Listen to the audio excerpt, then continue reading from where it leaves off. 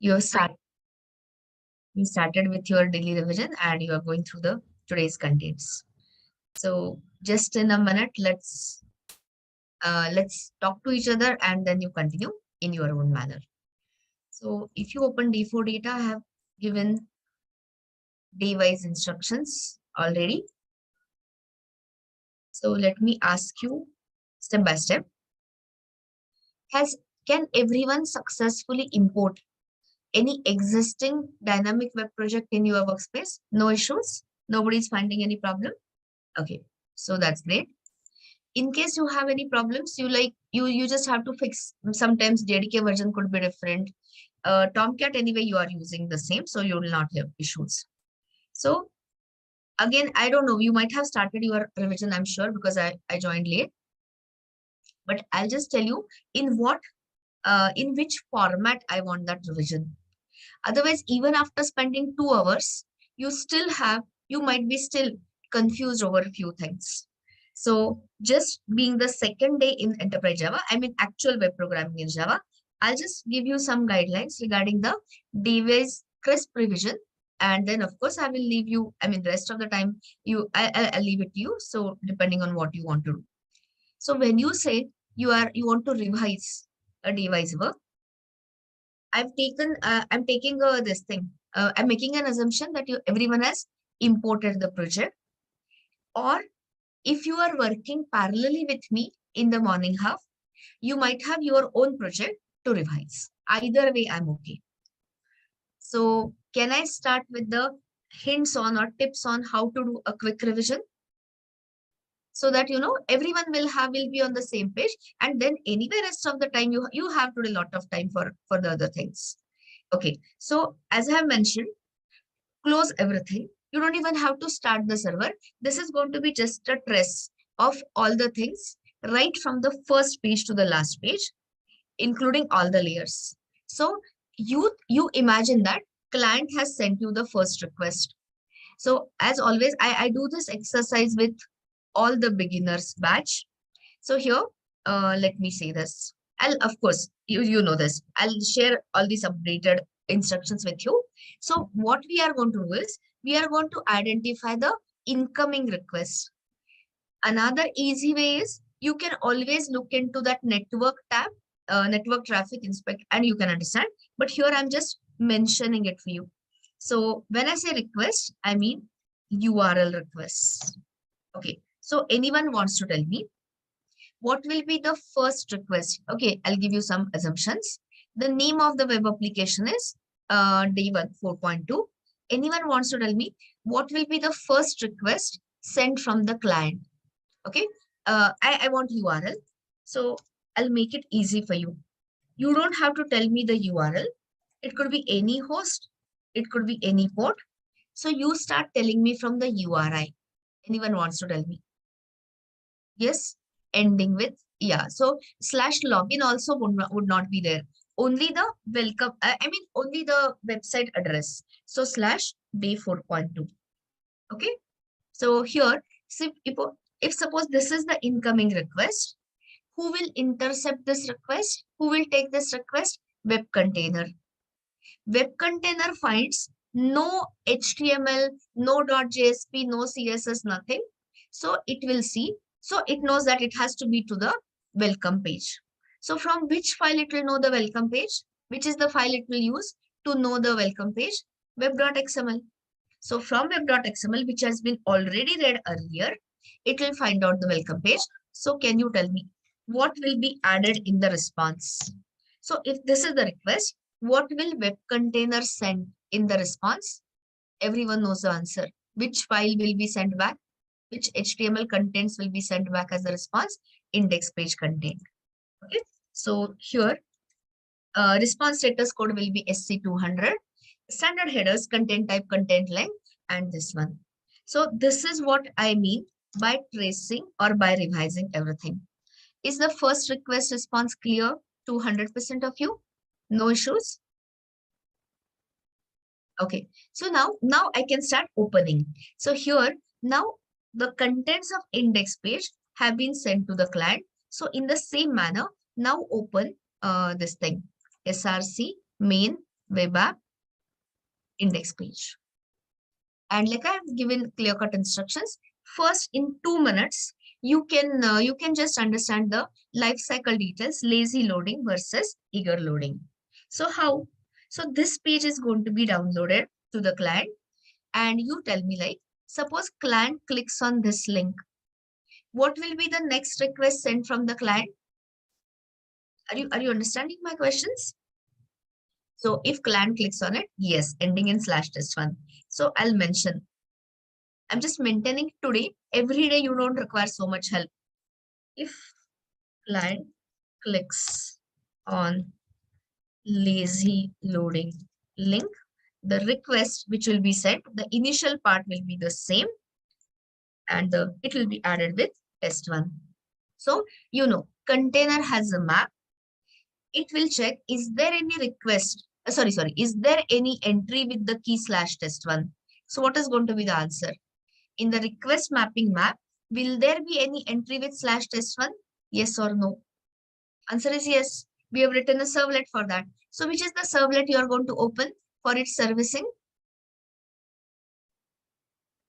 The name of the servlet, which is the servlet you'll open? Servlet 1. Exactly. So open that.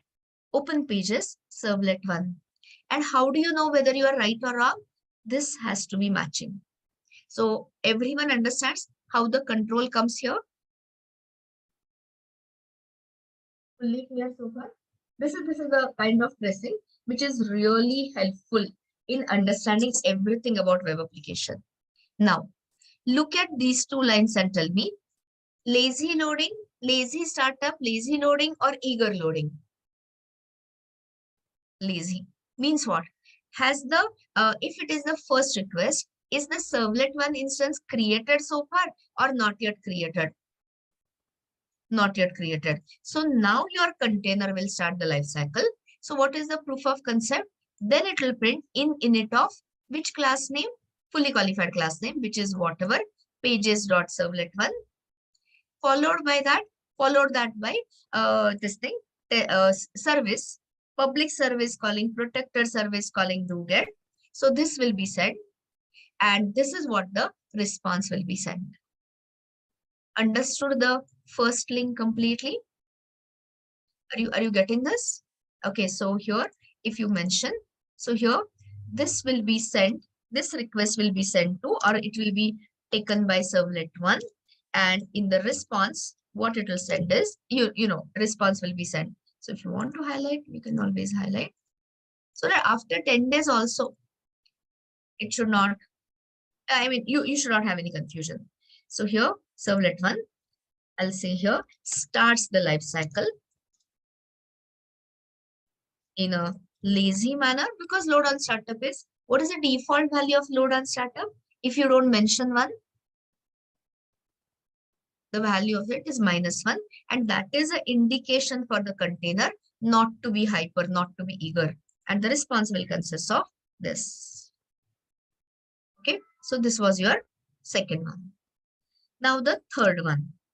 If the client clicks on eager loading link, anything what I say, this is a pure revision for you guys. So if you don't understand a word, you have to tell me. So now check this out. Again, you go to index page, and if client clicks on eager loading of servlet link, everyone knows the basic thing. So which will be the requesting URL?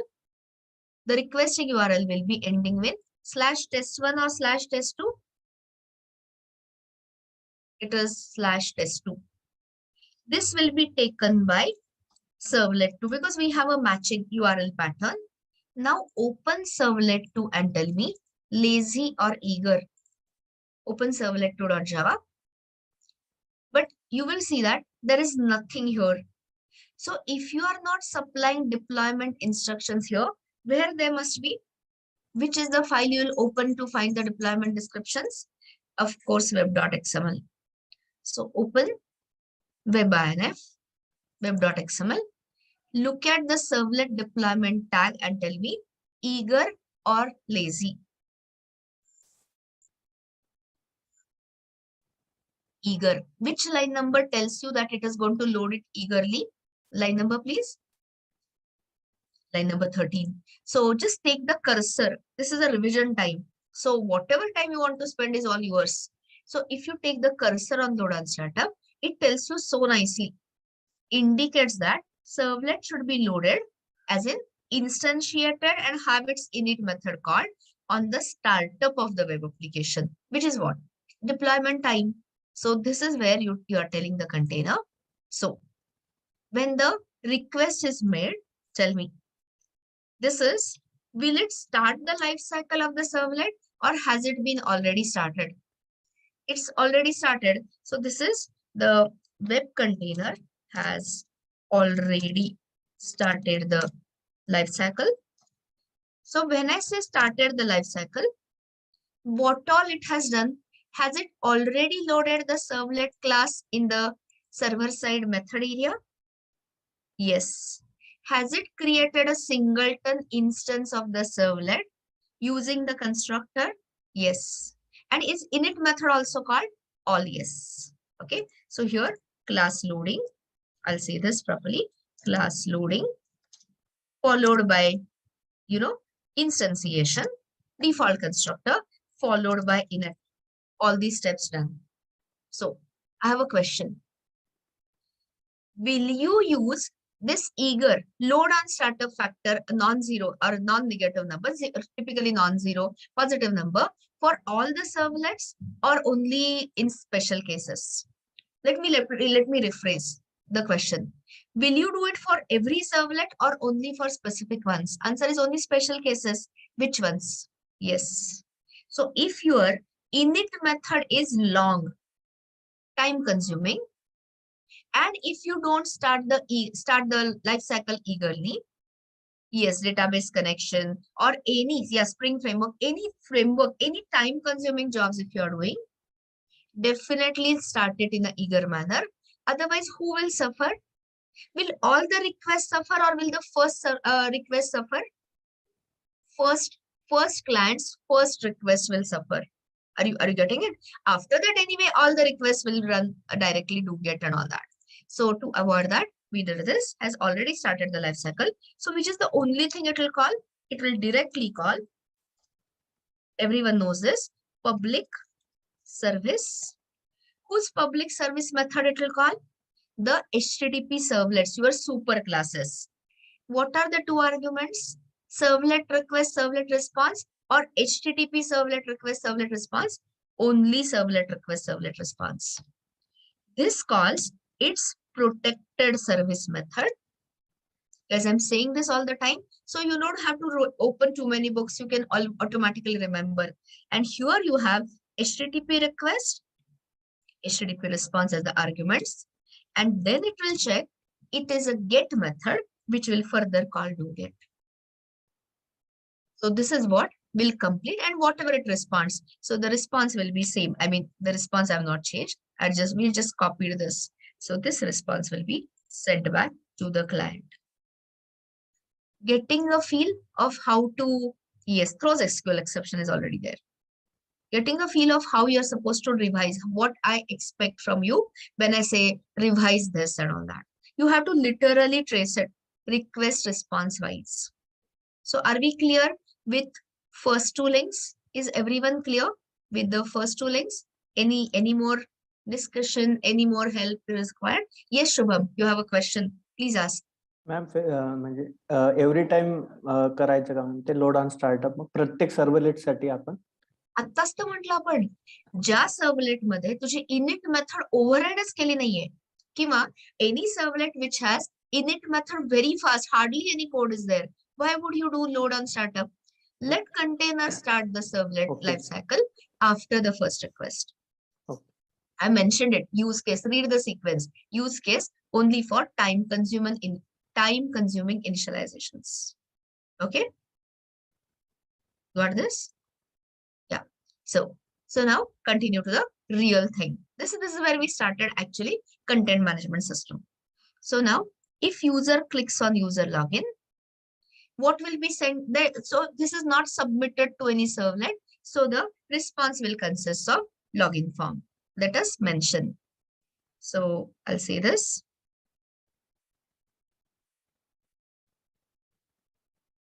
So if the client clicks on, what was that? User login. It's not too much to discuss because there's no servlet, there's nothing involved.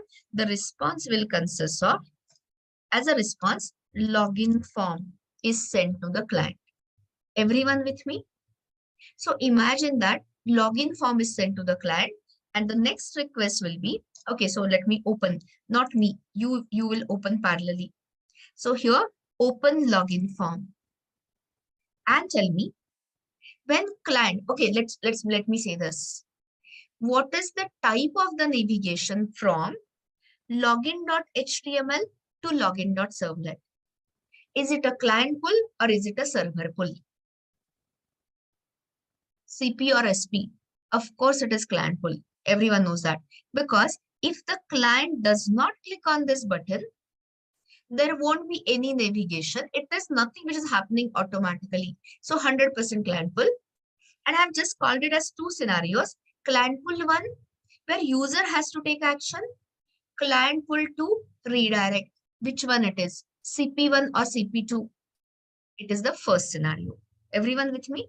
So now imagine client has clicked the submit button. Can you tell me what will be the URL of the, don't tell me URL, tell me the URI of the next request. After the form is submitted, give me the URI. Okay, guys, you are missing out the context path. What you are giving me is the URL pattern. When I said URI, /day 4.2 /authenticate. Okay, so let's mention that. So after login form submission, and this is what exactly you can precisely you can trace with that inspect network tab.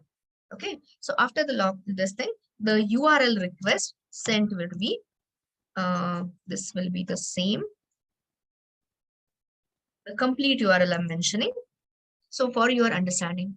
Now, is this last bit ending in .html, .jsp, .css? No. So what it will be taken as URL pattern. So web container will look into the map and will check, is there any servlet? Later it will be something called as controllers, but we have not yet reached Spring MVC controllers. So currently only servlet. Is there any servlet mapped to this URL pattern? What is the answer? Is there, have you written any servlet? Yes. You have not written? Of course, yes, login servlet. So this is where your web container will open login servlet. Look at it and tell me, has it been loaded already or will it start the life cycle now?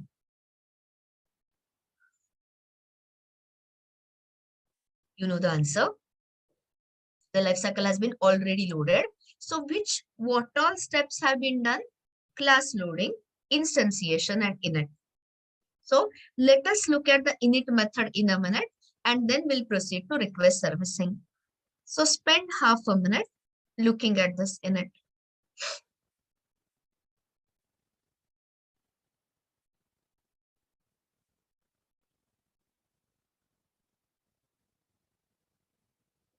Okay, so start. Which is, okay, let me start with the basic. Which is this init method you are inheriting from? Generic servlet. HTTP servlet doesn't do anything. We're just inheriting from generic servlet and overriding it. Who is going to call this method? Web container right at the startup exactly once. And what is the only thing we are doing here? Creating DAO instance. All statements reach. So how do you really revise? Here, just simply say control click. So the control will come to this user DAO constructor. Quickly recall. I'm not saying you read one by one because you already must be knowing DAO layer. Don't spend too much time on the DAO layer below, but at least you revisit what you have done. So here you are getting a fixed connection from DBUtils, preparing that login query and keeping it in a pre-parsed, pre-compiled statement form. Clear so far? What is it we are doing in the constructor? Now the constructor returns, control comes back to login servlet. But now in this user DAO constructor, are we handling the exceptions or are we delegating it to the caller? Try catch or throws? Delegating. So naturally, okay, let me ask you, if you comment this try catch block, compile time error or no error? Compile time error. So why we could not? Okay, what will happen if I say here throws servlet exception, comma, SQL exception, legal or illegal, compiler error? Why? Overriding. This is your overriding form. This is not your own init method. We have not written here all at override. If you want to confirm, you can always add. It is overriding form inherited from that generic servlet. Overriding form of the method cannot add any new checked exception. So which was the only solution? Adding, wrapping it in a try catch block. Understood it completely so far? Because while writing, we write it in a speed and maybe some points you forget or you don't understand. So that's why the revision. Now, if you say, for example, if I comment this and if I simply say SOP or e.print stack trace, there won't be any compile time error, runtime error. But what will be the disadvantage? Yeah, no error. But what is the disadvantage? What will be missing? Your web container will never know. Your web container will never know that something went wrong. Init method has failed. So assuming the success, will your web container continue with the life cycle of a servlet as in calling service? Answer is yes. And that will lead to fatal error. If the initialization has failed, the life cycle should not continue to service. So the question, how to inform, how to tell the, not compiler, tell the container that initialization has failed. How do you tell the container? Yes, absolutely well said again. You have to throw the exception. But can you throw, are you allowed to throw any exception or only a specific exception? Specific exception. So if you just take a cursor here, you will see a pop-up. Defines a general exception servlet can throw whenever it comes across a problem. So it is telling you, if you want to tell the container something goes wrong, best way to report is throwing the servlet exception. Okay, so that is the reason. Even if it is not compulsory, 100% recommended approach. This is nothing but called as centralized error handling. You are not handling the errors layer by layer. You are handling it at the topmost layer and also further telling the container all about it. So now which are the two arguments to this constructor? Just take a cursor here and you'll know error message and the root cause. Error message should definitely tell you which class, which method, etc. And the root cause which brought us here is the exception reference. So this is the information, maximum information supplied to the container. So tell me openly, honestly, frankly, is the init method fully clear? The way we write it typically? And why each and every word, why we wrote it in a particular manner? Clear? Okay. So of course, the control will go to the duplicate, but I'll just cover the destroy also and finish the story. Who is going to call this method? How many times and when? 3 questions. Who, how many times, when? Absolutely correct. Web container towards the end of the life cycle, just before garbage collection, exactly once. So after the destroy method, what will be the last stage of Java object, servlet object? Garbage collection. So what is it we should do before, what is it we should do in the destroy method? Cleaning up of non-Java resources. So currently I don't have files or sockets. All we have is a database connection, prepared segments. So we are simply calling a cleanup. But the same problem. What is the problem? If you take a cursor here, it includes in the throws clause SQL exception. Cannot add a new exception here. So we went for exception handling. I mean, we had to add a try catch. So now tell me, is it really compulsory to rethrow the exception to the web container here? It's not. Why? Because if you are already reached the end of the servlet lifecycle, after that, nothing is going to happen. But as a standard programming practice, if you say, no, I want to report each and every error to the container, which is the exception you are not allowed to throw?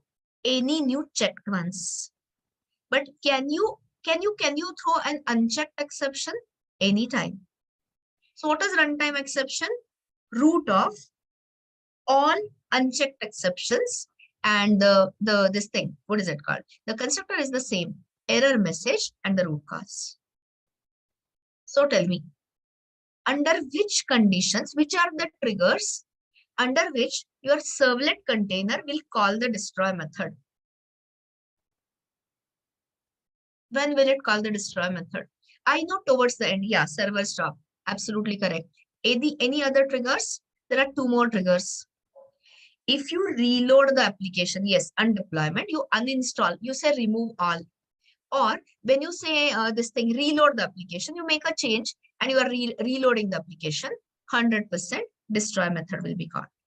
Okay, so that takes care of your init and destroy.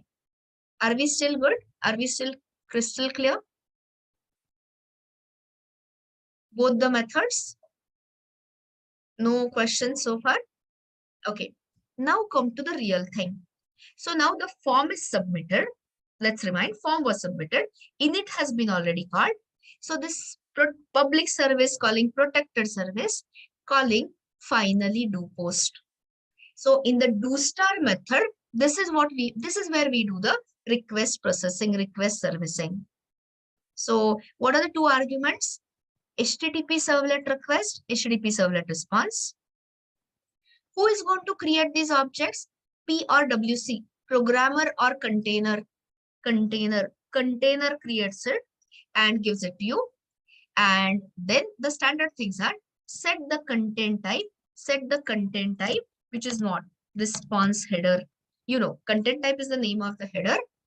And since we want to send the character-based buffered kind of a response, the method is getWriter. Just take a cursor here and parallelly read one-liner to revise.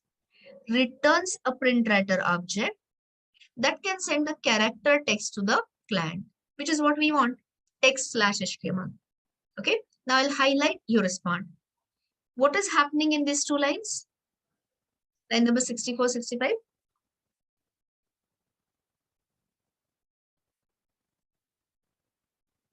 Already there is a comment. You are reading the request parameter sent from the client to server. What is the request parameter name? EM and pass. And since it is a HTTP hypertext transfer protocol, the values are also string. Now, who is calling whose method here? For which purpose? Your servlet. We are in the servlet, right? So servlet is calling DAO layer method for the authentication. Everyone clear? So here we are in the servlet. So login servlet is calling user DAO's method. So now control click, open the declaration. You already know about the DAO layer. So here we are setting those in parameters. Earlier we were getting these from scanner. You remember we were in tester, standalone desktop based application. So all scanner. That has been replaced by HTTP client, the web client, HTTP request. Since it is a select query, execute query. Email is unique. So I don't have to say while rst.next, if rst.next. So in case of valid login, we are simply lifting user details from database into result set and result set into. So we are doing here object to relational mapping. We are reading the result set data, the result set information and putting it in a Java object form and returning it to the caller. In case of invalid login, who is returning what to whom? DAO is returning null to the caller. Caller means servlet. Clear completely? Okay, so the control comes back to login servlet. This is the kind of revision I expect you. See, initial 2-3 days, I have to help you. Later, I can say, okay, later you'll know what I mean by how to revise and all. So later you don't have, you don't require my help. So coming back. So in case the invalid login, what will you get? Null or not null? You saw just now, null. And in that case, we can't take the user ahead in our website. So what we will do is, what is it we are doing here? Sending a message and a link, a retry link to the client. And when the client clicks on this retry link, you will send him, you'll again send him the login form, and the login will be reattempted. So tell me, invalid login branch, clear? Fully clear? Okay. So now come to the reals. When we start going ahead, else indicates what? A login success. Have I opened 4.2? Yeah, login success. So now I'm combining the revision of cookie-based session tracking also, and the URL, not URL rewriting, what is it called? Send redirect also. Okay. So now please open in one paint or somewhere, keep the case study open so that you'll know exactly where we have reached. So we are here in the login servlet, and we want to, in the successful login case, we want to redirect the client to this topics page. Is the page flow clear? So when I say redirect, do you want to involve the client in clicking a button, clicking a link? Of course not. I want automatic navigation. So that is, so what will you call it? Which navigation? Client pull or a server pull? CP or SP? Client pull. Client pull 1, where the server pull is wrong. Server pull you have not seen. Server pull means no request comes from the client. That you will see tomorrow. Client pull. Client pull 1 or client pull 2. Client pull type 2. As in what? Here no user, human is not involved. Person is not involved. But client browser is going to send the next request, which we will revise in a minute. Okay. But after the redirection, when the control reaches here, suppose I want to confirm whether I'm not written here. Later I'll say hello followed by username, and these are the topics. So the point I'm trying to make is, after the successful login, I want to remember the client from login till logout. So which is the protocol we are working upon? HTTP. Stateless or stateful? Is it stateless in nature or stateful? Stateless. So can it automatically remember the client details? See guys, I'm making the statement. Here you have got the client details retrieved from the database. Can it remember all these details automatically till logout? Impossible. Why? Because every request which comes from the client is treated as a brand new request. Statelessness means that. So to make the protocol stateful, in order to remember the state of the client, conversational state of the client, what is it we have to do? Which is the technique we have to use is session tracking. Everyone understood the need of session tracking? And so there are two reasons. One is, you're not going to write this application only for one client. So there can be so many clients who are attempting your CMS. So we want to remember them separately. We want to identify them separately. Plus, remember individually from login to logout. That's why enter session tracking. So there are multiple ways you can do session tracking, which is the way we have discussed today. Cookie-based session tracking. Everyone gets it? So now revise. This is a revision of the concept like yesterday. Yes, plain cookies and the hands-on also.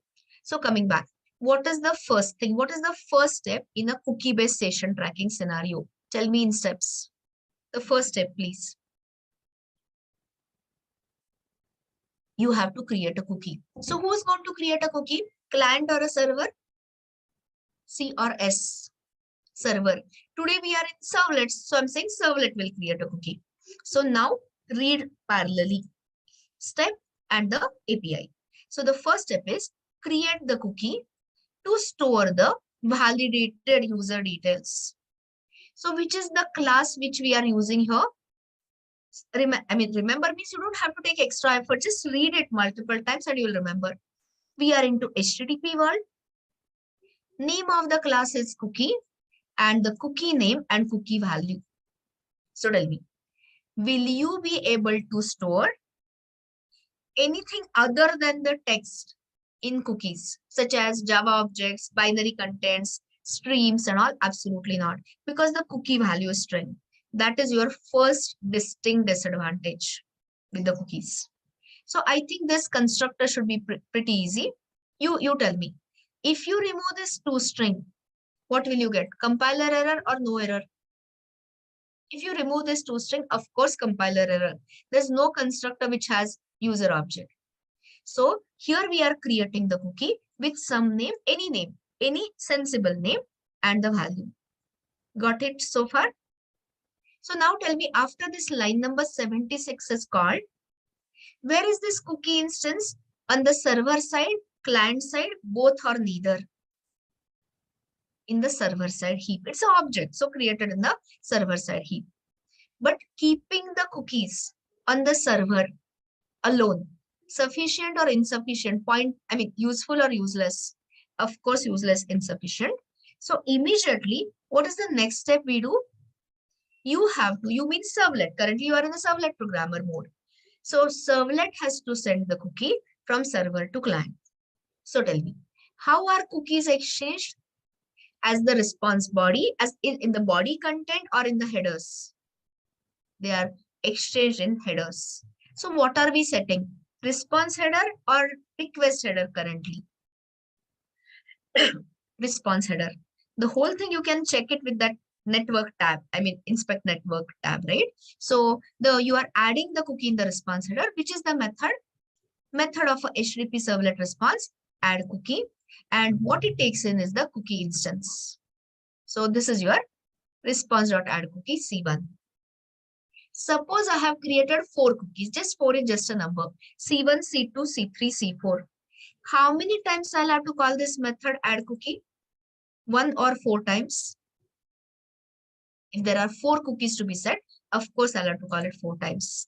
It was just a virtual question. All we are going to create is, this is only for step 1 kind of thing, so only 1. Now the last part. See, if you count the lines, guys, there is 1, 2 and 3. But the explanation, you see, there are so many things which are happening internally. So now, when you say response.send redirect, client pull or server pull? Client pull. Client pull 1, client pull 2. Which one? Client pull 2. Is human as a person involved or not involved?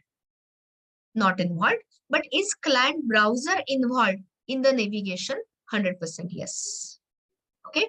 So you definitely read after our combined revision is done, you definitely read, worth reading. They have given such a clear-cut description. Whatever I'm telling is from there. So let's start understanding. When you write response.send redirect, web container pitches in and does so many things. So what will be the first thing web container do? It starts sending a temporary redirect response. So tell me, what is the first thing it will do? It will, wait a second, I'll just maximize it. It will clear. Clear means it will empty. It will discard. What it will discard? The print writer's buffer. Absolutely correct. It will clear the buffer. And in the response, what will be the status code? 302. So what is it? Success, client-side error, debugging, server-side error, or redirect? Redirect response code. Which will be the header it will add to supply the redirect location? Answer is the location itself. It's an uppercase L. Anyway, so location header. And whatever is the value you have supplied, that value will be set. Clear so far? The moment you have added the cookie, which header will be set? Set cookie header will be added. And what it will contain? The cookie name and the cookie value. And like we said already, since the entire buffer is discarded, the body content, the response body will be all empty. Understood completely what happens when you call response.send redirect? So two important headers you have to focus upon is location and set cookie. Okay, so now this response, okay, before that, I'll say something. If you suppose, where is that line? Oh, I've removed it, I think. Okay, suppose that was in 4.1. So here I can always write, suppose I add something here, testing, testing clientful 2. So I have a small question for you. If I write pw.print testing clientful 2 or testing redirect, better word is testing redirect scenario. So is this going to appear? Will these contents appear on the client-side browser? 100% not. You have seen that we have done it in day 4, I mean earlier version. Why? Because the moment you say the body content is all discarded, buffer is all cleared, emptied. So how can it appear? Definitely not. But if you follow it by explicit sending, committing the response, which is the exception you will get. Yeah, the illegal state exception, of course. I'll just stop the server. I don't need the server started. And you will definitely get the error message. What is the error message you will get? Web container will tell you explicitly, you cannot perform redirect after committing the response. You understood what I'm saying? Like I said, don't trust. Yes, it has already committed the response. So after sending the response, how can it discard the buffer? It cannot empty the buffer. Okay. So these are the things you have, I mean, worth understanding 100%, worth confirming. Don't just say that I have understood it. Try it out. It takes you 5 minutes or 2 minutes to test it out. Okay. So that will tell you the working of redirect scenario. So continuing the story. Now this response has been received by the web browser. Web browser takes a look at this redirect response code, and will it just sit there, or will it generate a new request automatically? Everyone knows the answer. It is going to send a new request. The moment you say new request, you have to think about URL. So see, listen, now listen to this. Tell me, in this case, have we supplied a relative location? Means location relative to current web application, or is it an absolute URL? Relative or absolute? We have given the relative. I have not said slash. I have not said slash, or let's say banking, or slash payment gateway slash. So it is a relative. That is why it will pick up, it will create the URL having the same host, same port, and the same web application. And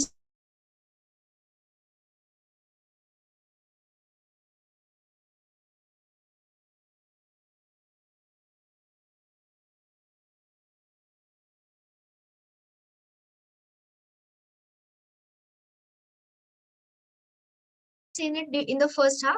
Today, now you have whole code. Oh, there's a lag. Yeah. I know. I think at this time things go break down. Yeah. I know it's a coincidence, I guess. I don't know. I'll just repeat. I said, this is the URL. This is the request URL of the next request.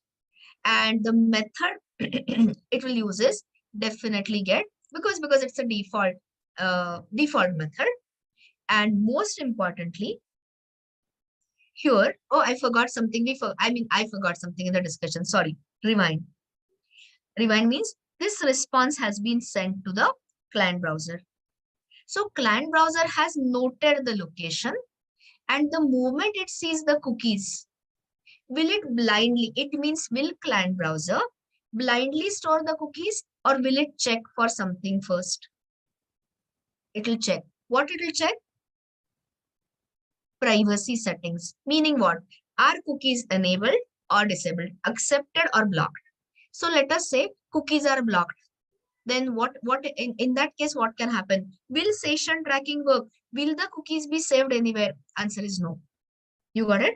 But if the cookies are accepted, then what is the next check your not container, so sorry, client browser will do? What will it check? The max age. So what is the default max age of any cookie? If you don't set it, -1. So when the age of the cookie is -1, where will be the cookie stored?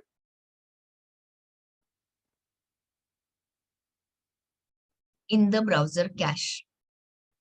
Meaning, if you clear the cache, if you exit the browser, the cookies are gone, right? Locally they are stored, correct? So this was the thing which we forgot to mention. But if you give the value as 0, you mean server is telling the client browser to delete the cookie. If the value is, let us say 5,000, 5,000 is the unit is seconds. For next 5,000 seconds, client browser will persist the cookie in one of the folders on the client side hard disk. So currently just worry about -1. Yeah, now continue. So imagine that cookie has been stored. So coming back to point, this is the URL. This is the request URL of the next request.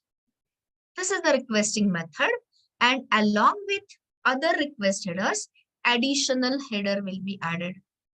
What is the header name now? This is a request header, cookie. In the response header, it was set cookie. Request header, it is cookie. The name is, of course, whatever you have given to the cookie, user details, and toString. ToString means whatever that user port to toString, the value. And this is how you have navigated the client from login servlet to topics page in the next request, new request, coming all the way from the client side, so referred as client pull. Understood the statement so far? All the statements? And like I said, this has to be backed up by running and checking and pressing the inspect option and that network tab and all that. So now, which is the next request? Okay, I did not mention. So let us mention all this. So here, the next one. So in case, so after the form is submitted, in case of invalid login, what will be the response? So sorry, I should say not 6. So after the login form, in case of invalid login, what will be the response? The response will contain the retry link. Okay, but what is important is, in case of success, what will be the response? This will be your temporary redirect response, which has status code 302, which has the header set, location, and set cookie header, and the body content, response body, is all empty. Okay, so as the next request, the redirect request. So redirect request generated from the client browser. I'll share this. What will be the URL of the next request, which is automatically sent from the client is? Tell me just the URL pattern. What will be the URL pattern? /topics. Very right. Same story repeats. Since it is not ending in any .jsp, .js or whatever, your container will take it as a URL pattern. It will refer to the map and you tell me, is there any servlet mapped to /topics URL pattern, or there's no servlet? Of course, there is a servlet. So which is the servlet it will refer to for the servicing? Everyone knows the answer. Open the second servlet. We could write only 2 servlets. Couple of servlets today. So here, this is your topic servlet. Is it all matching? Absolutely yes. So we are in the correct place. Same question. Has the life cycle been already started, or will it start after the first request? Lazy or eager, in short? It is lazy. So first it will do the class loading, instantiation followed by init. After that service, which will end up calling the do-get. Everyone clear how the container ends up calling, or how your service method ends up calling do-get? First 2 statements are the same. Setting content type, getting the writer. This is to indicate that, okay, you have reached the, this is the content coming from topics page. Now tell me, we wanted to retrieve the user details. So can I really retrieve it from the request? It's a Boolean question. Can one retrieve the details? Nilesh, you'll know about this. Hold on this. Okay, let me answer you immediately. Anyone wants to answer, Nilesh? Why we are not? Don't say using, Nilesh. Ask better why we are not overriding the init and destroy method. No, Girish, I will not accept your answer. Anyone wants to answer, Nilesh? He's asking why we have not overridden init and destroy. Because so far, whatever I could discuss, I did not need any one-time initialization, anything specifically to be done in one-time initialization. So, which is the superclass of our class, Nilesh? HTTP servlet. What is the superclass of HTTP servlet? Generic servlet, which has already supplied you with the default implementation, and we are okay with that. Okay, so this is the reason we are not overriding. Trust me, in 10 minutes, when I tell you the next instructions, if you want, you will definitely need to override. All that will. Currently, I'm happy with the default init and default destroy, so we did not override because there is nothing to be done in init and destroy. So continue. Yeah. So I was asking you, how do you, where are the user details? Can you take it from request as in request parameters? Of course not. Why? Because once the earlier request response flow is over, you cannot remember the client across multiple requests. But where we have stored the details? In a cookie. We are discussing cookie enabled scenario. So can I retrieve those validated user details from a cookie? 100% yes. Which is the method? HTTP servlet request has a method, get cookies. Just take a cursor over there and read it. It's a two-liner. Returns the array of all the cookies which client has sent with the request. Client means client browser. And what it will return is null in case no cookies were sent. So the first important check is null or not. In case of null, it's quite clear that there were no cookies. No cookies means no remembering the client, no session tracking. Is the else branch clear? Is the else part clear? Okay. The if branch, if the cookies are not null. But the point is this cookies represent an array. So I'll have to access the cookie whose name is user details. So which is the method to find the name of the cookie? Get name. So solve it from, okay, this is just an iterator. For each cookie C in cookies. If you don't want this imperative style code, you can always use arrays dot this thing. What is it called? Stream and in the bracket cookies. Either way, I mean, it's okay. Okay, so you just iterate and you say if the get name, if the name of the cookie is user details, that means we have found a match. Are we interested in the name of the cookie or its value? Where are the user details stored? In the value? Which is the method to extract the value? Get value.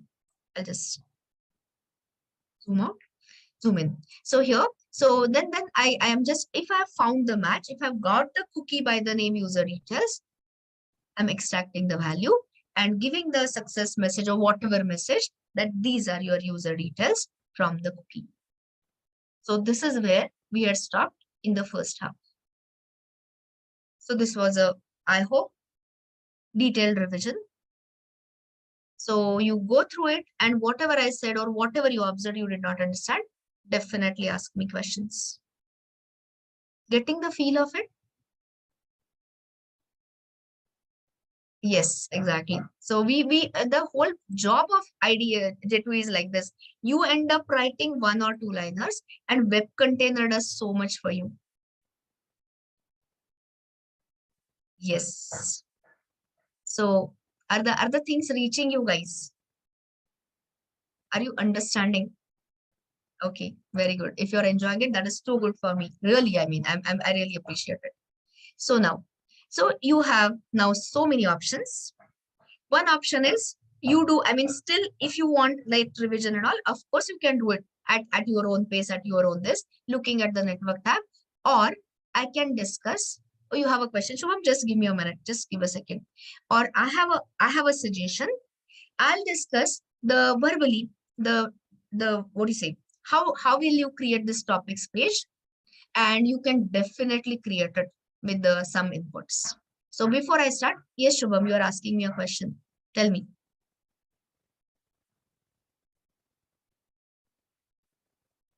MIME. MIME is a short form for multimedia internet-based mail extension. So MIME types are the famous MIME types. You can just Google MIME type. Text/HTML is one of the MIME type, which is a favorite data type, which is the favorite response content type to send the response. Other famous one which we will use in REST APIs is application/JSON or image/GIF. These are the MIME types which we use for data exchange.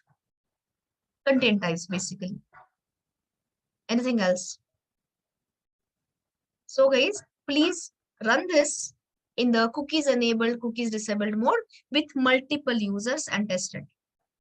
So tell me, can we discuss in the next 5-10 minutes? Okay, 5 is less, maybe 10 minutes, how you are going to continue to this page, or do you want to spend, I mean, do you need some time? I would say we will discuss it. Anyway, the rest of the remaining lab session is still there for you, so that you will be able to continue with the whole thing. Everyone is okay with that? So, I'm discussing, no, Abhijit, I'm discussing it in the next 10 minutes, and remaining whatever time you spend. You could be in the middle of revision, your own revision. I respect that, but you continue. Just give me 10-15 minutes max to max, so that I will help you with the discussion of how to design this. So what are we discussing is the topics page.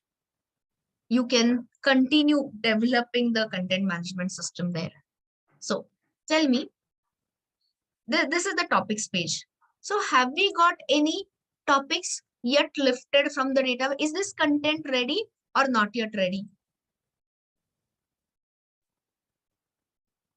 No, I don't think you understood me. Okay, let me rephrase my question. Have we written this code in the servlet which will display this content?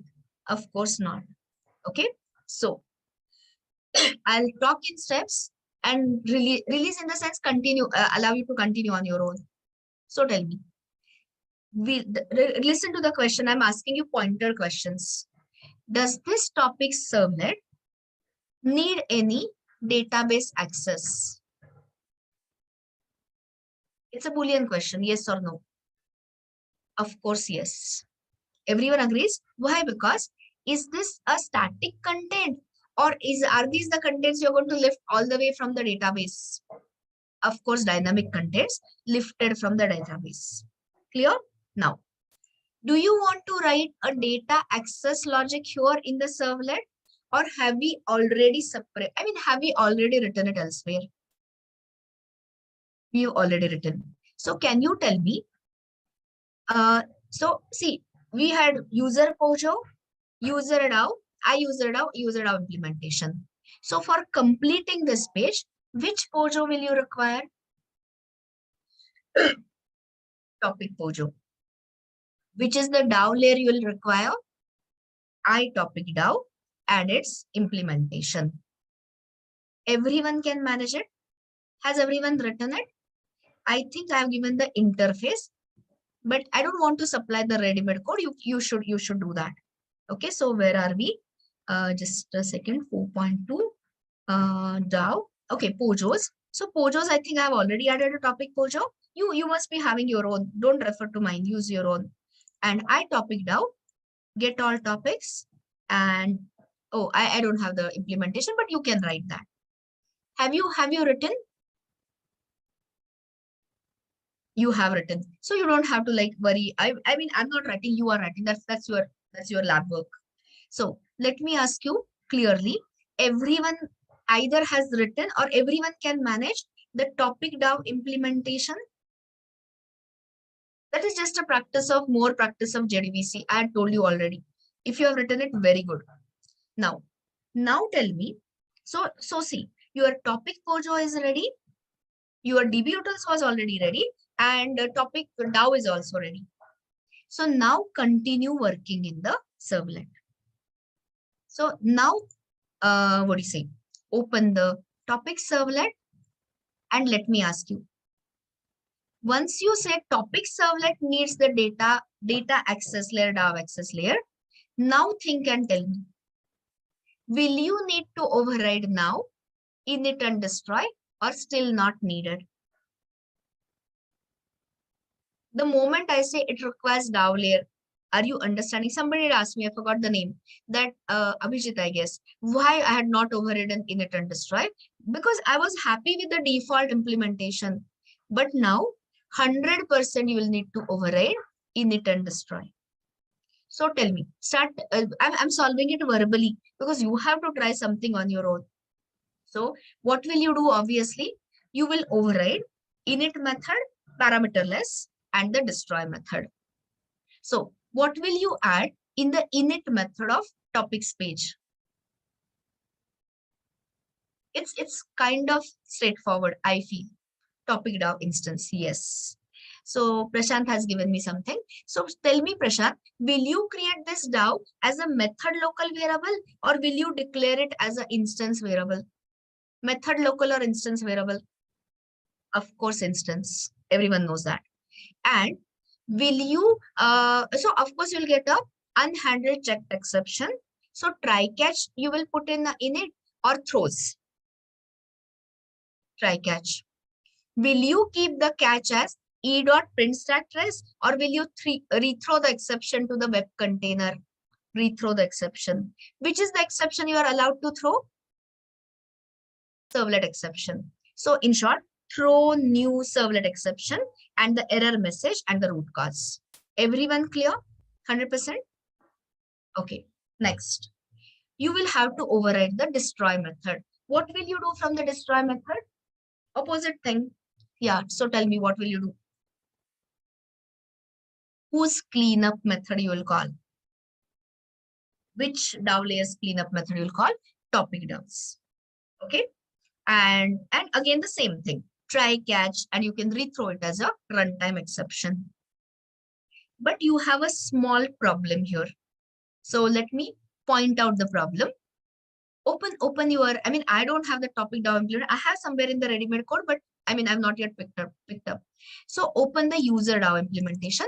Very similarly, you must have written the topic DAO. Take a look at cleanup and tell me, is there something you would like to modify? Answer is yes, you will like to modify. Can you specify? I'll make it clearer. I said there is something you need to modify in the cleanup. Yes, please. Connection, not cleanup. Very right. Guys, I hope you remember we are having, okay, it's not a memory game ever, understanding. So please open our DB utils. Okay. And in DB utils, we have got a singleton instance. So guys, this is little bit on JDBC side, not on the servlet side. So can you tell me for this entire case study, how many how many DAOs you are going to use? Let me see whether you are understanding or not. Only one DAO. No, I'm not asking how many DAO instances. How many different DAOs are you going to use? One is a wrong answer, 3. I wanted the answer 3. User DAO, topic DAO, and tutorial DAO. Everyone with me so far? So every DAO will have a constructor and a cleanup. So constructor is fine. In the constructor, where is that constructor? Here. In the constructor, we are saying open connection and we have already taken care of singletoning. So even if I call this open connection method 3 times, because of 3 down there, how many connections are we going to really have? 1 or 3? Everyone is understanding me?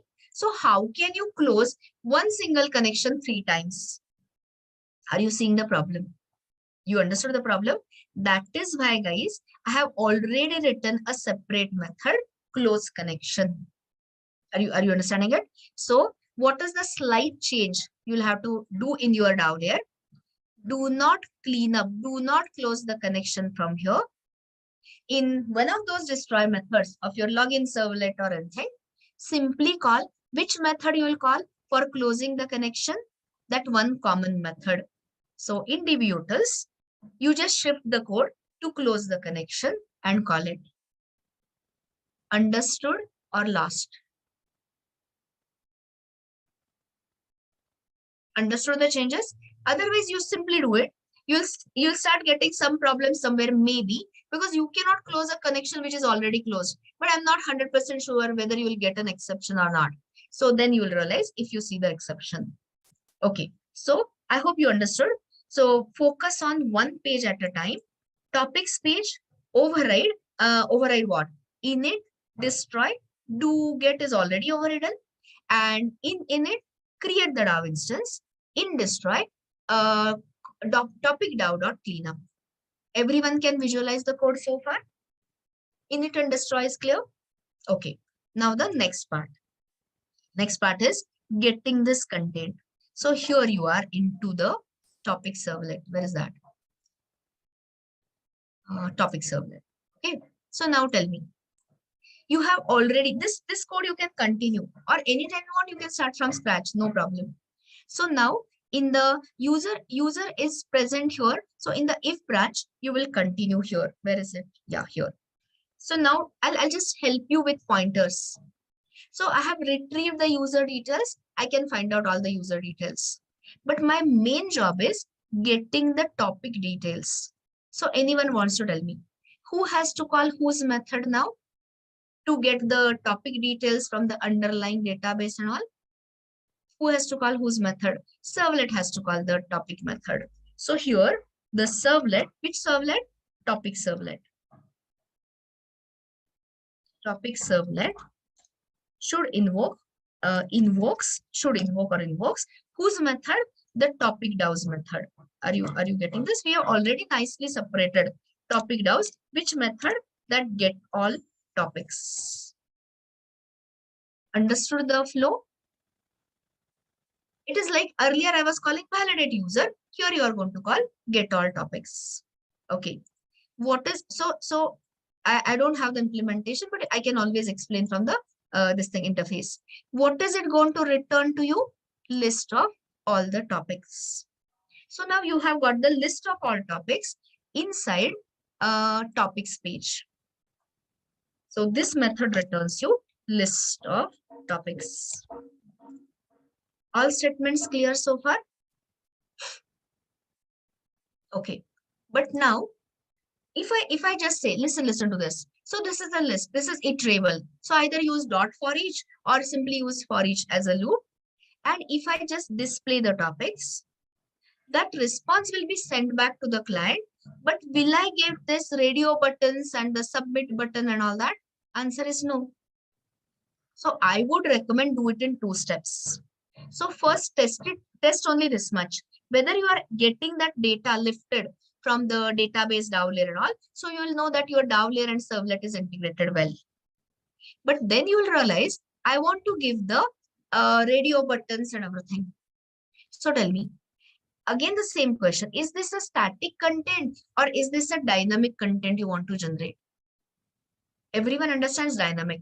So will you need a servlet for this or will you need a HTML page for this? A servlet. So now after getting this, what is it you'll have to do? I think everyone understands this. This is nothing but a form. So from where you will have to generate this HTML form? From the servlet itself. Are you understanding? So here we'll have, like how in our React, you know, we add those input type form generation. We do it in a JSX manner. Here you are doing it in the Java. That we do it in JavaScript file, .js file. Here you are doing it from Java. Similar. I'm just trying to give you the similarity. So here, dynamic form generation. So when I say dynamic form generation, you don't have to start with HTML head and body. You can start with the form tag. But before that, any response you want to send from servlet to client, How do you send that response? Where do you pass it? What do you pass it through? Print writer. Absolutely correct. So just as a help, because you are doing it for the first time, pw.print, you just have to recall your HTML syntax. So a form tag. What are the two attributes with the form? Method and the action. So you can supply, you can take any method. I am not too particular. Method equal to get, method equal to post, and supply the action. And what will be the action, guys? Don't answer blindly. What will be the submit action? What on submit kind of thing? Where do you want to submit this form? Anyone wants to tell me? What will be the form action? No, choose topic is the label of the button, Piyush. What will be the form action? Tutorial. So for example, I'm just giving you an example so that you know all of us will be clear. Suppose we don't have this page, you know that. Suppose you say, I'm going to have the, I'm going to write, I mean, not I, you are going to write the next page with the URL pattern of /tutorials. What will be the form action? Obvious question. Tutorials. Are you understanding? The form is going to be submitted to the URL of the next page. Okay, next page does not exist. You are currently building this page. So accordingly, give me the form method, form action. And now what will be the input type? Which is the input type? Obvious question. Which is the input type you're going to give me here? The radio button. Everyone is clear? So it will be, again, I'm helping you with this. What I'll do is I'll take this as a help and put it in the notes. I mean here. So we have done this. So help on dynamic form generation. In which servlet? In topics. Sorry. Topics servlet. Okay. So you just have to pass through the print writer. So I'll say this properly. So what do you say? Generate HTML form dynamically. Generate HTML form and pass it through the print writer. So I'm not writing that pw.print, that much you can manage. So form method action. I'm not writing the values, and somewhere you will have the closing form tag. Now I'm just highlighting important things. So tell me, this radio buttons, will they be what is it, static or dynamic?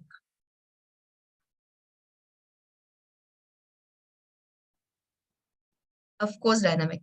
How many these things? How many radio buttons you will end up displaying? No, 4 is just current number. No, don't go by this, what I've written. Depends on how many, guys, open, select star from topics. Currently, the answer is 4. I know that, but depends on tomorrow. I can add one more topic. I can add a topic as Hibernate, and under Hibernate, I can publish n number of tutorials. Are you getting it? So depends on how many rows, how many records in the topics table. All clear? As per the data in the database. So now, last and final thing. So here, within this, I don't know how many radio buttons. So anyone wants to tell me, how will you know how many radio buttons? Loop iteration, exactly. So here, you will have a for each. Are you understanding things? I don't want you to feel lost. I want you to try out. You have already got this list of topics. So simply, I'll say it in this, iterate over list of topics. Okay. And once you say this, you know input type radio very well. Input type equal to radio. This is going to be in double quotes. So you can add a single quote. Now tell me, any radio button has a name and a value, right? So name is equal to, you'll tell me something, and the value is equal to something. When I say dots, you're going to tell me. And of course, there will be a label to the radio button. So start answering. So what will be the name to the radio button? So I got it. I got it as a topic, any name, basically ABC. So if you say topic, I'm okay with that. It's a static one, but the value is going to be dynamic. So how, if it was React, if it was JSX, how you would have done it? Dollar and curly braces to get the value of expression. Everyone remembers React, right? So, but here I don't have it. So how will I do it? Unfortunately, you will have to close that pw.println. Anyway, so I'll not say this. And you just get the extract. I'll see this. Dynamic value of, now you tell me. We are iterating over the topic Pojo. So what are the two things topic Pojo has? Topic ID and topic name. So can you tell me, what is it you want to bind as the value of the, I'll repeat the question because I'm getting both the answers. I'm saying, what is it you want to attach as the radio button value? You have two choices, topic ID or topic name. You see guys, you can do it either way, but here is the answer. I'll tell you the answer. I mean, I don't want to give you the answer. I just want to point you to the answer. Not here, sorry. Wait a sec. Now tell me, after looking at this, what is it you want to bind? Are you understanding?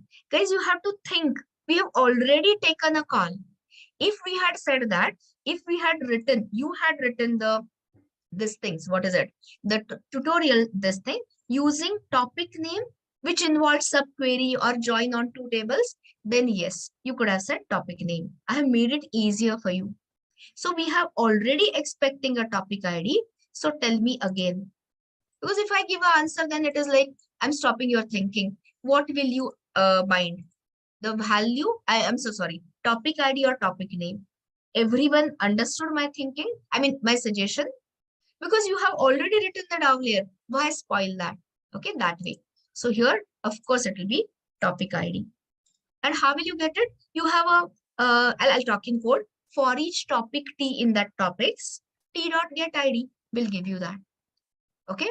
So then that is why I was saying, if I were you, I will give the name also appropriate so that, you know, later you will know that this is the topic ID which I'm binding here. Okay. You have done form binding in React. Similar form binding you will see, but much later in Spring MVC. So today you will have to struggle. Last question.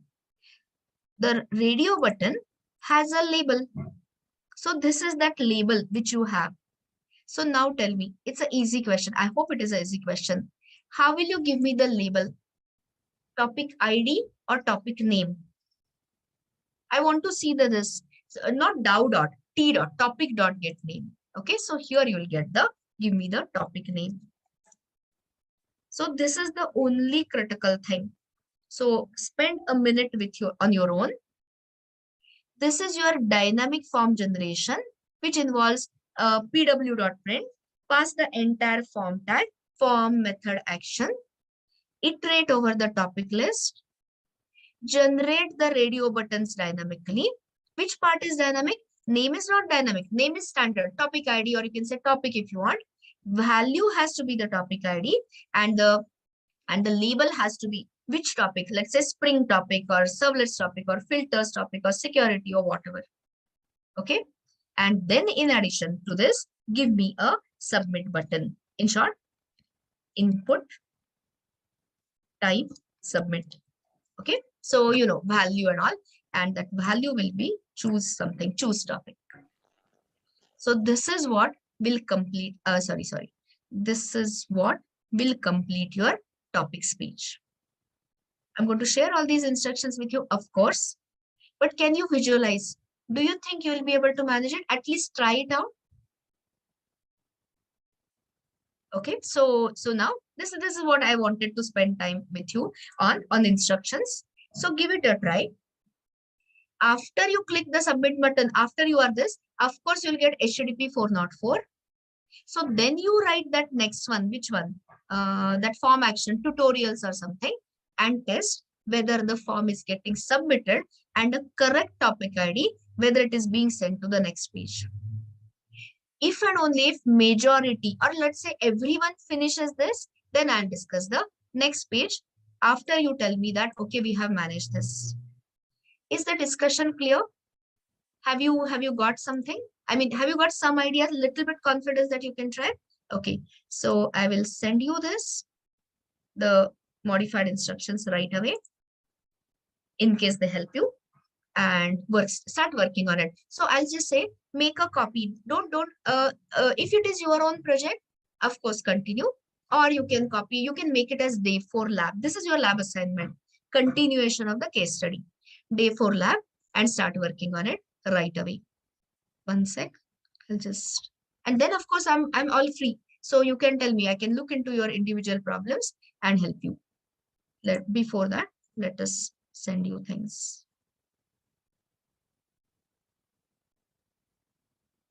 Day 4 data. Okay, so I've sent you the modified instructions. By the end of the day, I'll upload it on Google Drive. Start working. Anytime you get stuck, you feel lost, you feel confused, talk to me.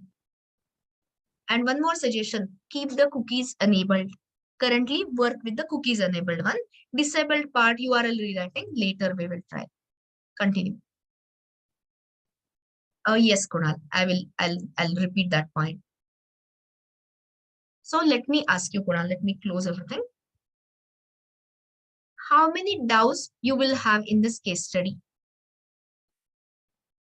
How many DAO layers? I already said yes to it. So like, listen, how many DAO layers, how many DAO classes will you have in this case study? Tell me that. 3. Which 3? You know this. User DAO, topic DAO, tutorial DAO. So if you open any one of DAOs, and if you say this cleanup, so if you do it in the earlier manner, how many times you will be closing the connection? 3 times. But if you see little bit about DBUtils, totally together, how many connections you are taking it from the database? 1 or 3. How many connections are getting created is 1. So how many times you should be saying close connection? I mean cn.close. 1 time or 3 times? Of course, 1 time. Are you getting it? That is why I said remove it from the DAO layer. So because it will appear in every DAO layer. So comment this out. Instead, what is it I have already given you? I have given a separate method, close database, close connection. So anyone wants to tell me from where will you call this close connection method? You'll have to call it. It doesn't get called automatically. From where will you call it? This close connection method? No clue? Destroy method. Very right, Shubham. Whose destroy method? All servlets destroy method or only one servlets destroy method?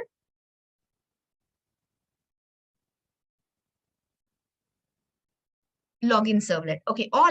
Rajiv, again, you have the same problem. Guys, if you start calling that close connection from all the servlets, you are back to the same problem. You're closing that same connection multiple times. So you choose. The first page is login servlet. So close it from here. In short, if I talk in code, let me talk in code to make you comfortable. Here. What will be the modified one? Init, no change. What will be the change in the destroy? First, you clean up the user DAO, where you are just closing the prepared statement. And what will be the next line of the code? Anyone? What will you write next?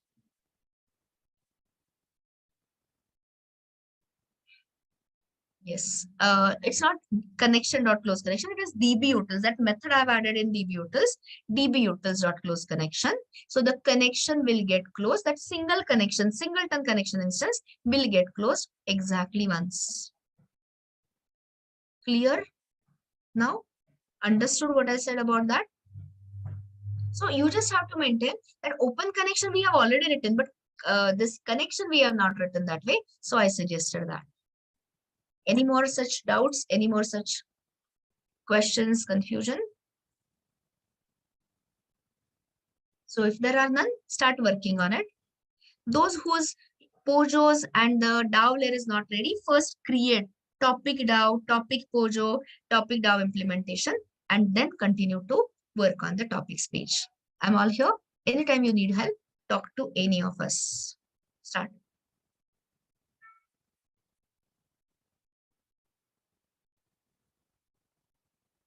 Whichever servlet has in it. Again, you are confused, looks like.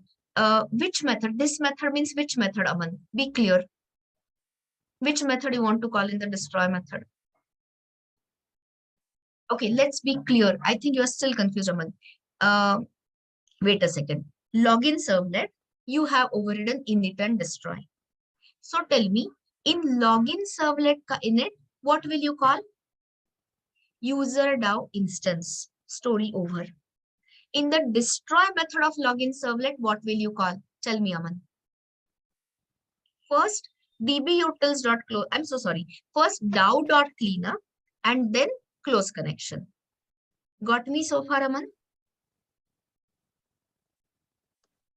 Yes or no? Something? No, ma'am. Did not understand? No. Sorry, it wasn't so difficult at all. Open this thing. This part, change or no change? Tell me, Aman.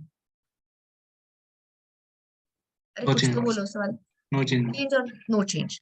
Now tell me, will you still call user.cleanup from login servlet? Yes or no? Not just him. Anyone can answer. No, ma'am. Call it? No, ma'am. Of course you will call it. You will call it, Aman. Only thing is, in this cleanup method, what is it that you will not close? ये connection. Connection, right? तो यहाँ से निकाल दो. Remove that. Comment it. Because you have other DAOs also and everyone starts closing the same shared connection, you will have a problem. Understood or not? Yes, ma'am. Yes, ma'am. I am not sure. Let me continue. So this was for the login servlet. Now open the topic servlet. So in the topic servlet, you will override init and destroy. Init में क्या करोगे? What will you do in init? Create DAO instance. Which DAO instance you will create in the topic servlet, guys? Topic DAO instance. You got me? Topic servlet ke, I mean, in the init method of the topic servlet, topic DAO instance. So that goes without saying. But what will you do in the destroy method of a topic servlet? I'll give you choices. Topic DAO.cleanup, option 1. dbutils.close connection, option 2. Both or neither.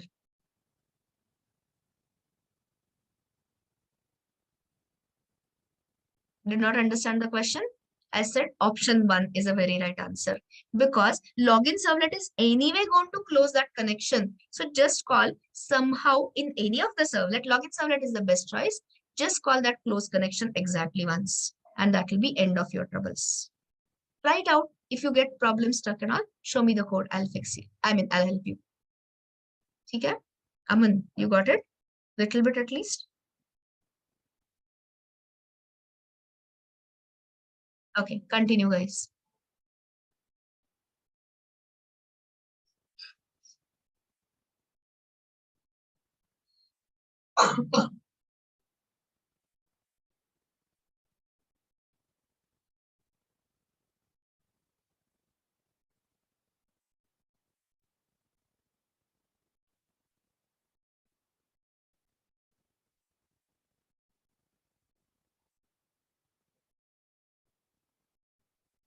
I'll be back in an exact minute.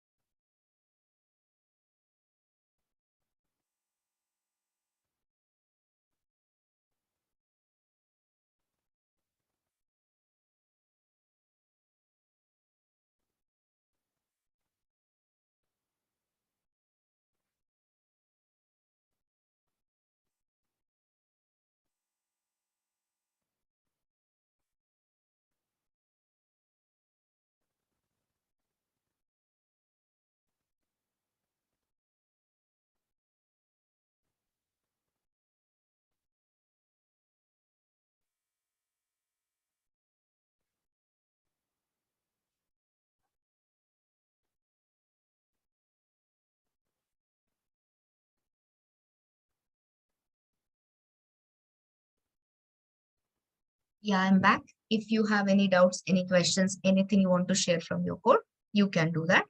Otherwise, proceed with the revision, assignment, whatever you feel like. Ma'am Yes, tell me, Rajiv.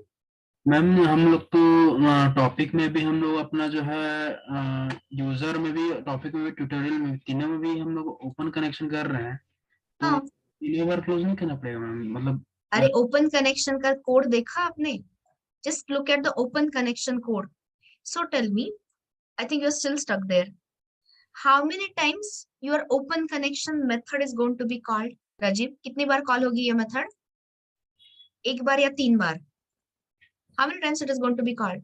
3 times.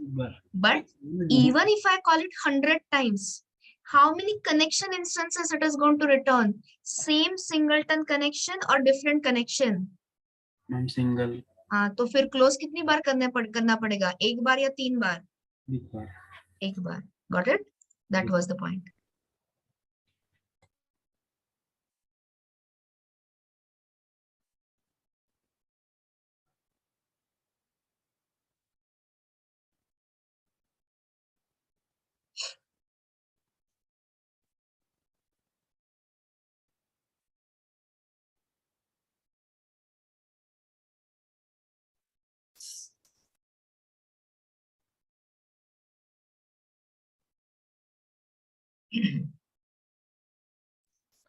Ma'am, my yesterday's day 3.1 classes, what we did in lab, it's not showing in the folder right now. Actually, it is in the file explorer, but it's not showing in STS. Can I share screen? Yeah, of course. So first tell me this one, Girish, right? Yeah. Yes. Show me your day 3 ka data. Don't show me the STS first because I don't know how you have imported the project. First show me. I have not imported, ma'am. I actually did along with you. So this Okay, is, so tell me, I did not understand your question then. Tell me, what is it you want to ask? actually this page is Okay. everything is showing here, but it's not showing in STS ID. The day 3.1 class and this empty. I tried to import the same, but it failed. Okay. Saying some So copy. एक second करते हैं. Right click on day 3.31 class web. Right click. Delete करो. Delete. And yeah, just say okay. नहीं, okay. Okay then. Okay. Now file import. General. Yes. Go to that folder. Browse करके. Yeah. Say select folder and say here copy. There's a copy projects in workspace. Yeah. So no, it is saying already exists. So you have this one. Who is it? You have already the project by the same name, some other project.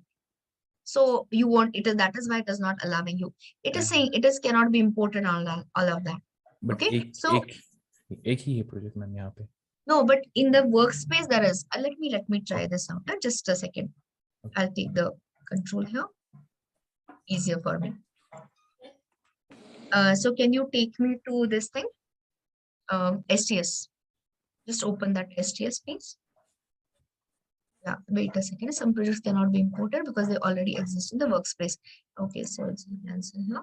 Hey, actually, one more thing. No. I should have said something. Cancel nahi karna tha. Ek second now. Uncheck this checkbox. And then still it is not allowing. Okay, say cancel. Okay.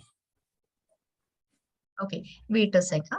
So here, because somewhere it is finding it by the same name. I don't know really. So here, let me close all your close all the earlier projects because I don't know whether I'm controlling the screen. You have 2 screens looks like. So don't close the server project ever like huh? Yes, ma'am. So this is fine. Okay, so now let's now let me do that. Yes. File. Import.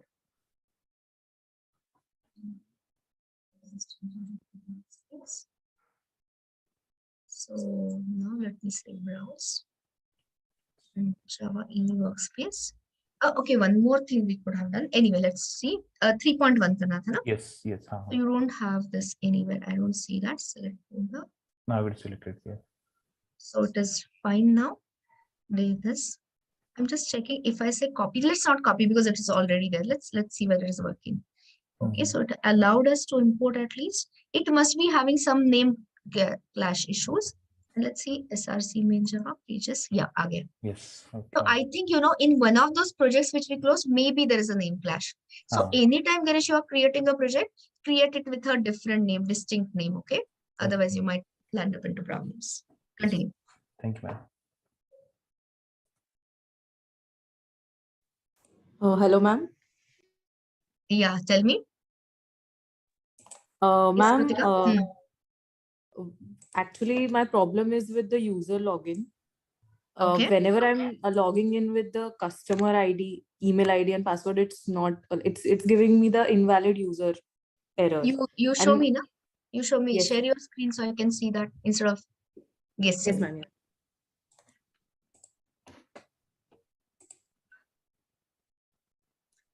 Ma'am, so can you see my screen? Yeah, I can see your screen. Ma'am, so whenever I'm giving Kiran's login, There is a space, white space, a backspace karo. Kritika, go to email. Email. okay. And there is this thing. There was a white space. I think you had added extra. So at the end, go to the end of krgmail.com. Yeah, remove that white space. Yeah, backspace. Right. Only this much. Yeah. Right. And 1, 2, 3. I don't know. That could be one of the problems. 1, 2, Okay. 3 was the password. Yes. So Oh, still it is giving that. Okay. So show me the database. फिर से back space आ गया था, वो space आ गया था ना, फिर से space आ गया था. Remove that, Kritika. This if you have a So anyway, type it again. This one, Kritika. Don't waste your time at all. yes, ma'am. So I should I type it like on my own? Type it again. So it will be like gmail.com निकाल दो. हाँ, अभी करो type. Enter a tab. I mean, yeah. Spelling Spelling was wrong now. Oh, sorry.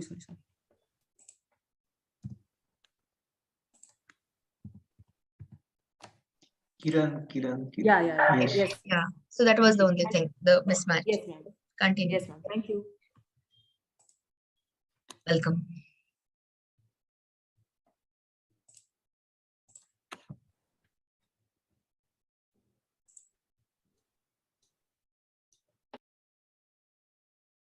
Of the service framework backend. This one, Ragini, I can't make that decision for you. You have learned Node.js. You will be learning with me the Java front backend, that is Spring Boot and Spring Data JPA. And later you will also have exposure to .NET. So depending on your comfort level, depending on what is it which you are understanding, enjoying, and want to explore, you can do that. Because there's simply no way that you can try it on multiple backends. So after comparing the technologies, you will have a feel which one you have understood, which you are comfortable, which one you are liking. Accordingly, take a decision. Because if you see market share, I won't say ASP.NET as much, but Node.js projects are also plenty, and Java backend projects are also plenty. So that's your personal decision. I mean, your individual decision. Depending on the comfort level is all I'll say. And then another key factor is you have to ask yourself where you want to, work more. Because typically interview questions are focused a lot more on your projects.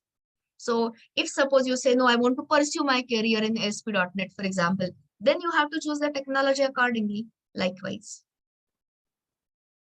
That way.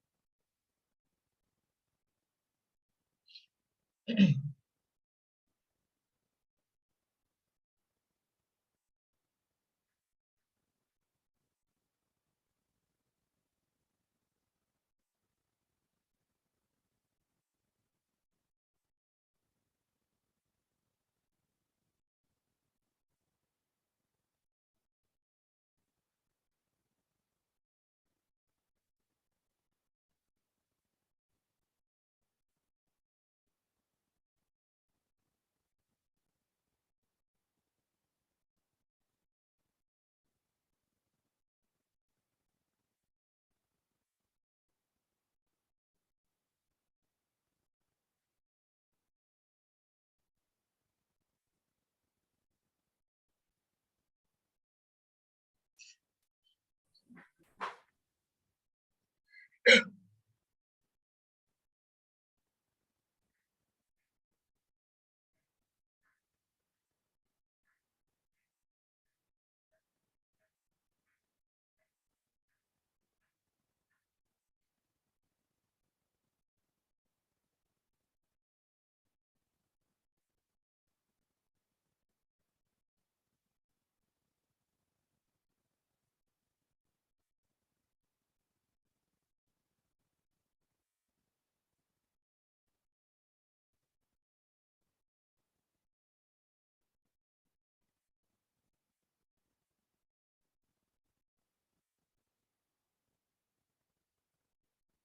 just a second.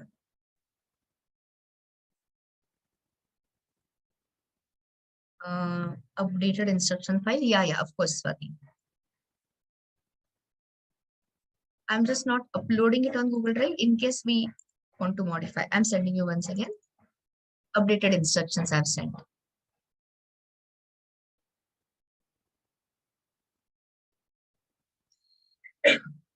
Most welcome.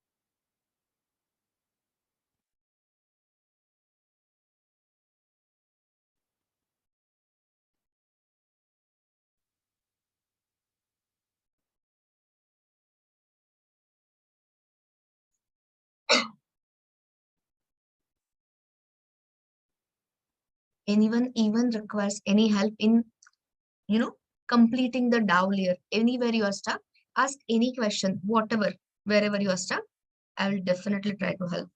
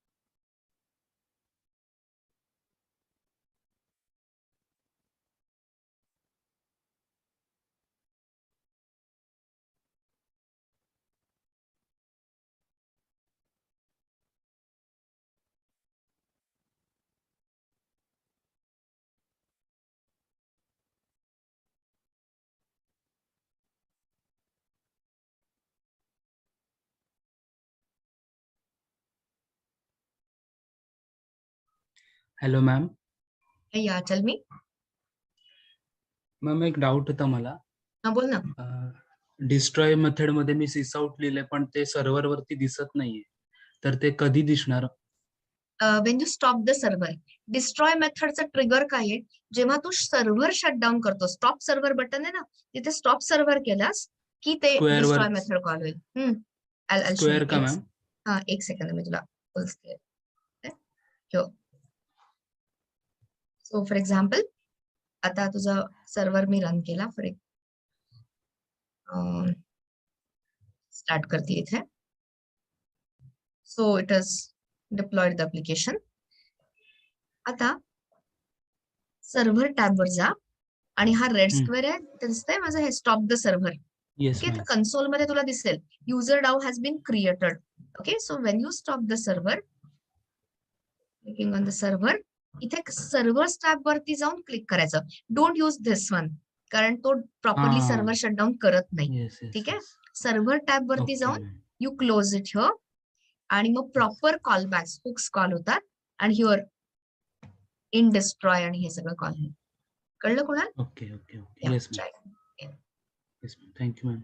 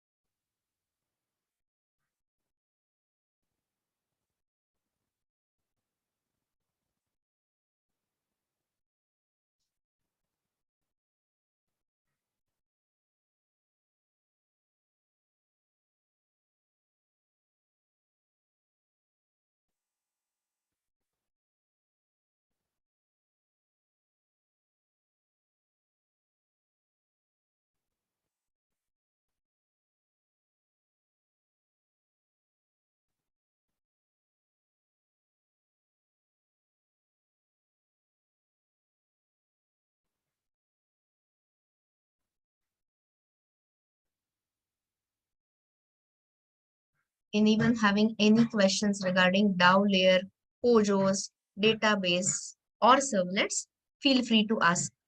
Don't keep the doubts to yourself. Any simplest to advanced doubt, I'll try to solve.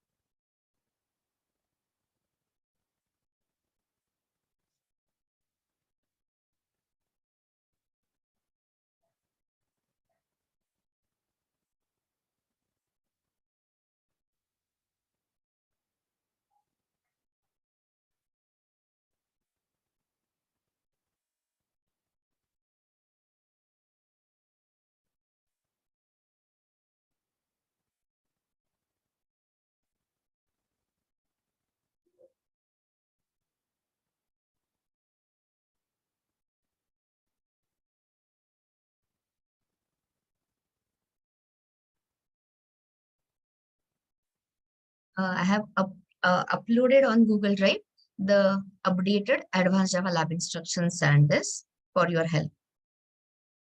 So guys, I'm planning to log off. Before I log off, are there any specific questions?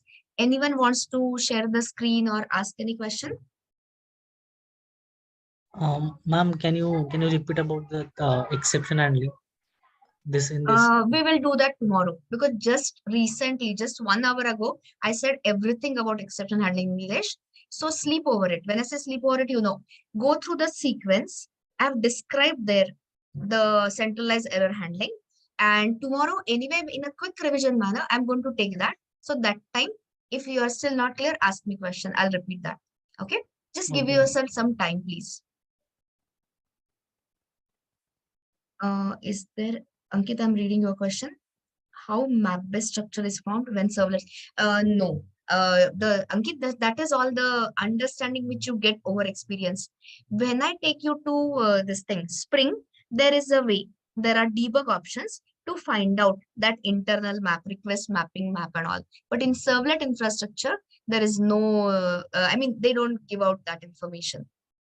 Yes, ma'am, because as you told about the key and values are used, but I am very curious to know that how Yeah, I internal understand. structures are. I told you, but it is Tomcat doesn't reveal that. It's their like internal working. Wait for Spring MVC topic to begin, and I'll be able to show you using some debugging options. You can actually see the entries in the map. So Okay. later, sometime in the next week. Okay, thank you. Any more questions for me? Okay, so that will be all then from my side.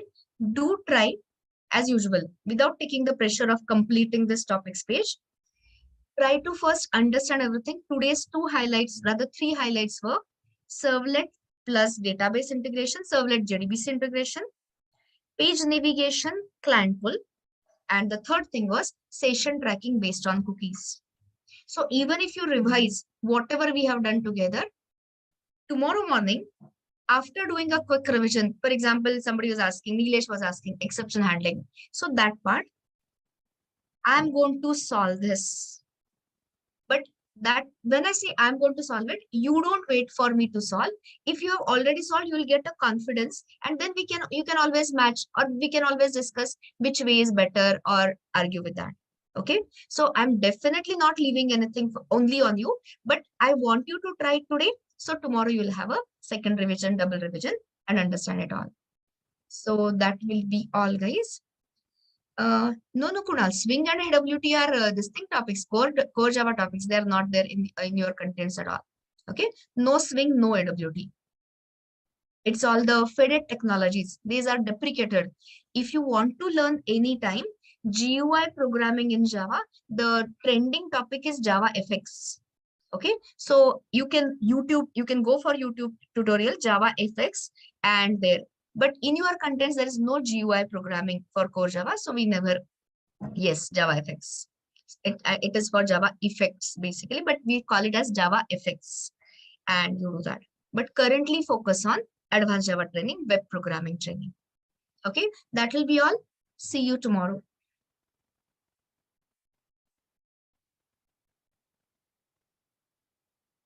You're almost welcome.